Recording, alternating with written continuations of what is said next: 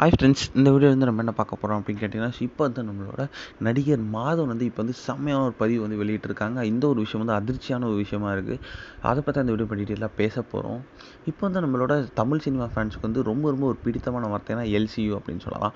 Lokesh cinematic universe. ஏன்னா வந்து இந்த ஒரு சினிமாட்டிக் யூனிவர்ஸில் வந்து நம்மளோட கமலஹாசன் சார்லேருந்து விஜய், அதுக்கப்புறம் கார்த்தி, சூர்யா, இந்த மாதிரி வந்து ஏகப்பட்ட கதாபாத்திரங்கள் இந்த திரைப்படத்தில் இருக்காங்க. இப்போ வந்து லேட்டஸ்ட்டாக கூட வந்து பென்ஸ் திரைப்படத்தின் மூலம் ராகவா லாரன்ஸும் வந்து எல்சியூவில் வந்து ஜாயின் பண்ணியிருக்காங்க.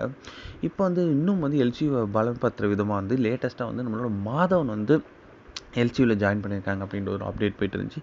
அதாவது பென்ஸ் திரைப்படத்தில் வந்து நம்மளோட மாதவன் வந்து வில்லனாக நடிக்கிறாங்களாம். ஸோ அதனால் வந்து அவரும் வந்து அஃபிஷியலாக வந்து எல்சியூவில் ஜாயின் பண்ணுறாரு அப்படின்றத ஒரு நியூஸ் போயிட்டு இருந்துச்சு. ஆனால் இதற்கான ஒரு எந்த ஒரு அஃபிஷியல் போஸ்டர்ஸும் வரவே இல்லை.